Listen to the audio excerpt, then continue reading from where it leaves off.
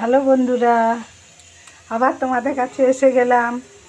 দেখো, একটা ফুলকপি দিয়ে আলু দিয়ে একটা সাদা তরকারি বসাচ্ছি, মশলা ছাড়া। ওখানে যে একটুখানি কালো জিরে ফোড়ন দিলাম,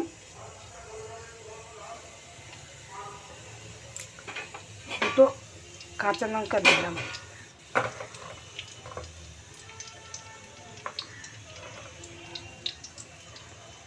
কাঁচা লঙ্কা কালো জিরেটা হয়ে গেছে, এবার কষিটা দিলাম।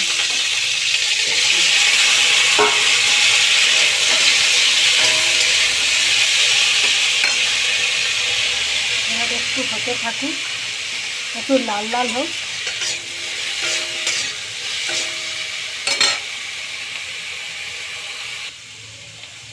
এবারে একটু নাড়া নাড়া হয়ে গেছে, লাল লাল গাছের একটু নুন দিলাম।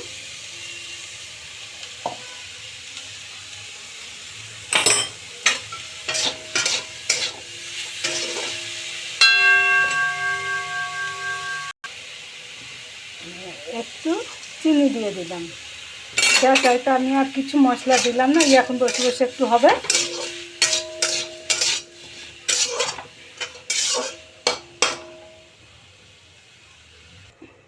এবারে নিরামিষ একটা পাতলা ঝোল বসাবো বড়ি দিয়ে। বড়িটা ভেজে নিচ্ছি।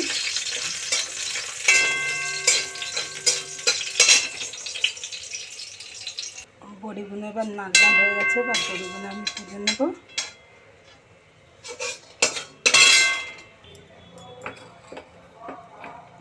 কালো জিরে দিলাম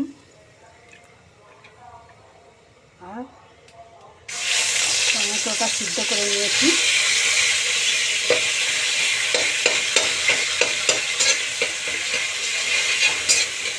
ফোড়ন দিলাম কালো জিরে,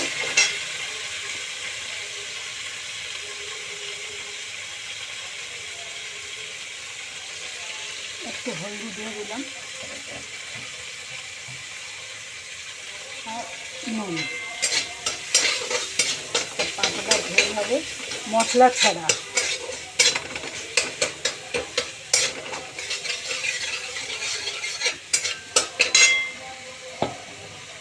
একটা কাঁচা লঙ্কা গোটা দিয়ে দিলাম, একটু সুন্দর গন্ধ উঠবে।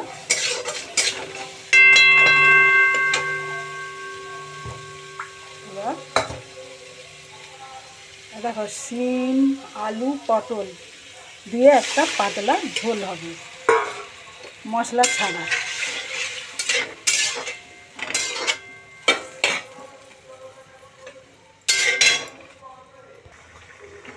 এইটা হয়ে গেছে ঝোলটা। বড়ি দিয়ে, শিম দিয়ে, আলু দিয়ে, পটল দিয়ে একটা নিরামিষ ঝোল হলো।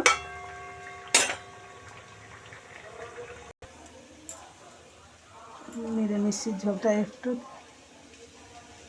ধনেপাতা ছড়িয়ে দিলাম। এটা হচ্ছে নিরামিষ ঝোল।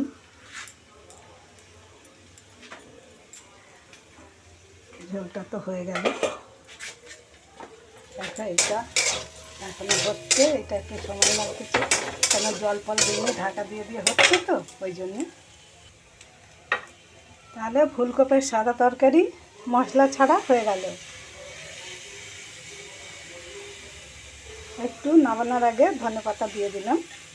এবার কড়া দিয়ে নামাবো।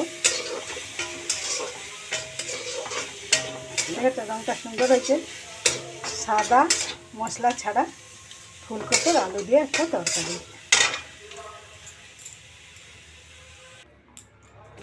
এইটা ফুলকপির সাদা তরকারি, আর একটু ধনেপাতা দিয়ে দিই, গন্ধটা ভালো উঠবে।